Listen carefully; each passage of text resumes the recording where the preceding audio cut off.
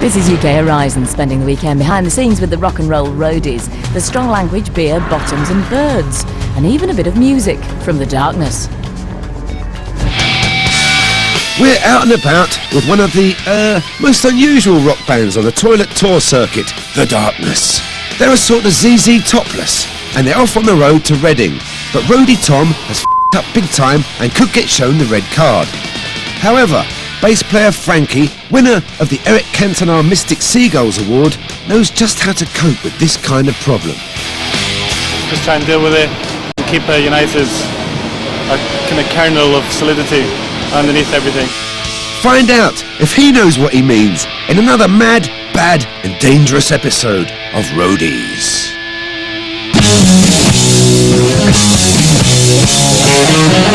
Another town, another place, another girl, another face, another truck, another race. I'm eating junk, feeling bad. Another night I'm going mad. My woman's leaving, I feel sad. But I just love the life I lead. Another beer is what I need. Another gig, my ears bleed. We are the road crew. It's 12:30, and in the street just around the corner from Pentonville Prison, guitar heroes The Darkness and their crew are collecting their hire van from the strangely named tour gear company, Matt Snowball Music. Hello there, I'm Pedro. I'm the sound engineer for The Darkness. I do the front of house. At the moment we're just picking up the van, and from now we're going to go to Hackney, pick up all the gear, and we're going to Reading. This is the man with the keys and the job of getting the band to the gig on time and in one piece. I'm Tom. I am, what am I? I'm roadie, driver, guitar tech. We're going to Reading. I'm not sure exactly what we're doing. Do you know what we're doing? Yeah, we're doing a gig. Oh, we're going to do a gig apparently, yeah.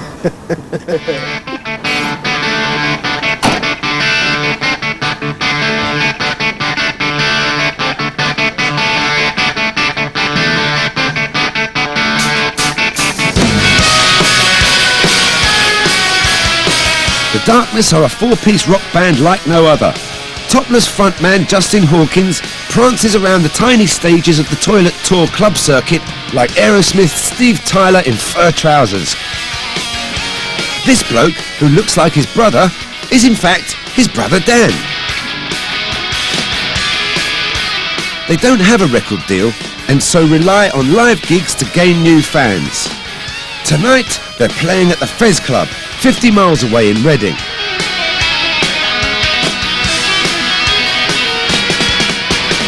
First stop of the day is to pick up drummer Ed. This is third tour I've done with The Darkness. Oh, I love it. Yeah, they're hilarious to hang out with. I'm a musician myself and I've worked with Ped in the studio quite a lot, and he sort of roped me in. So I've suddenly become a roadie and a guitar tech overnight, and I love it. Here he is.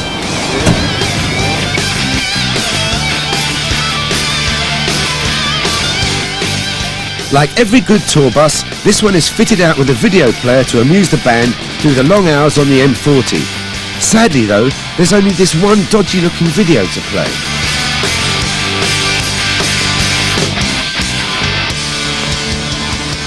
It's 1:30 in Hackney, North London, and the band have arrived to collect their gear and the rest of the band. This is Dan, the guitarist. That's Frank, the bass player.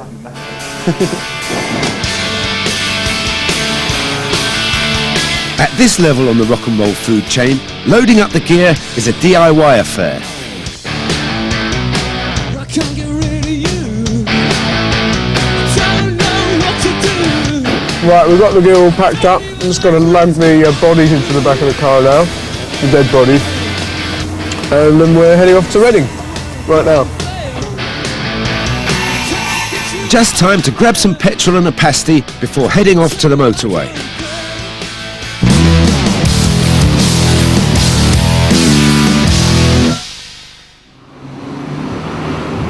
But 400 yards down the road from the garage, the van grinds to a halt. It turns out that filling with unleaded petrol was a bad idea, especially as it's a diesel van. Well, I just thoughtlessly filled the tank with what I would normally put in my car. So yeah, I unleaded fuel in a diesel tank. Yeah, I mean, I'm just hoping that I haven't damaged the engine or caused any big problems other than a delay in getting to the gig. Tom decides it's a good time to panic and runs off back towards the petrol station. This is hilarious. He's coming back. He's back 2 minutes later when he realises he's no idea what he's doing and joins in a spree of frantic roadside mobile phoning. Okay, that's who? Just 100 yards up the road. Diesel injection van. Can you tell me where that is? Well, yes, actually, I put petrol in a diesel. The road. You call it Sue or the AA? Yeah. Shoot. And we got 1.5 hours to get to Reading. Mare Street. If some of the band seem completely unfazed by this disaster, it's because of an acute sense of déjà vu. Hello. Well, last time this happened, I did it, and we were on our way back from Wales. And you have to take the van into the garage and they drain the engine, and you have to pay about 150 quid. The thing is, when I did it, I realised, I just turned it on, I realised that I'd put a shitload of petrol in a diesel engine, so luckily it didn't go for the engine, but we've just driven up the road, so I think it's gone into the engine, which could mean us losing our 500 quid deposit on this van. And we filled it to the top, which is about 70 quid or something. It's always when we go on the M4 or A4, or head for the A4. It happened in Swindon last time, but that was a different scenario. It was putting diesel in a petrol van, and it was an old van, so.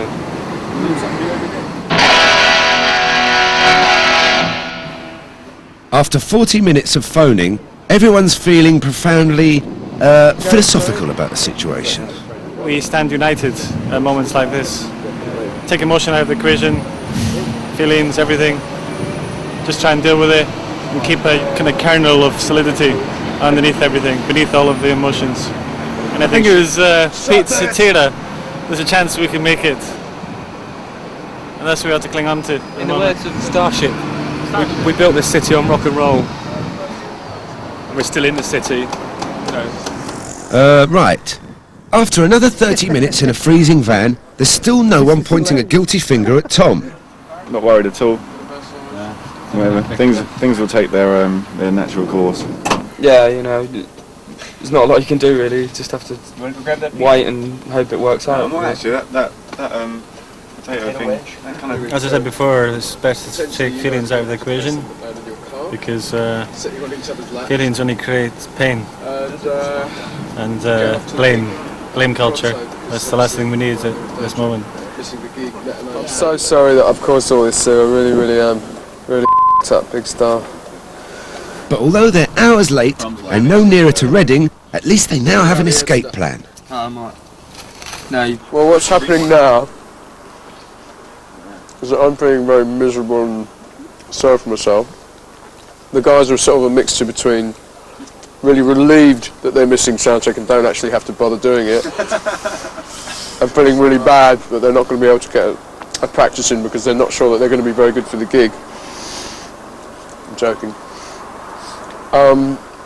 Yeah, so looks like there's a new van coming,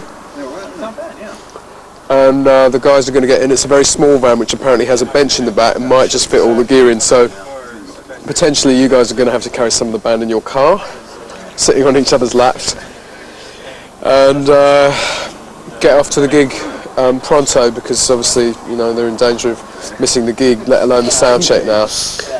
And I'm going to stay here with this band and take it to an AA registered garage and get it siphoned and sorted, and then get it back to the band depot, and then go home with my head hung in disgrace.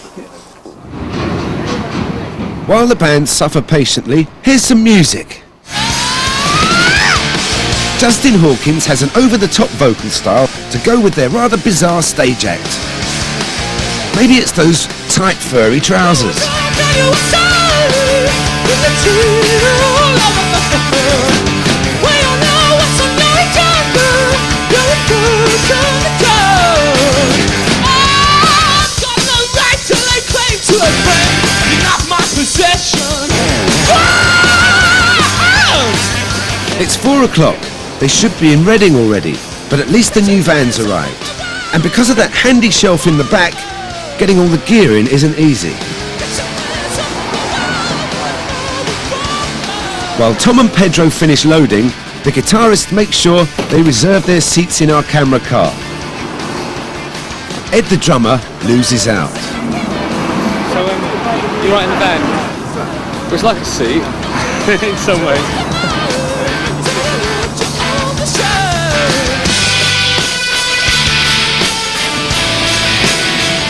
I've truly stuffed things up for them today, but you know, hopefully it'll have a happy ending. Already 2.5 hours late, and with the London rush hour to do battle with, will they make the venue in time? Find out after the break. We are the road.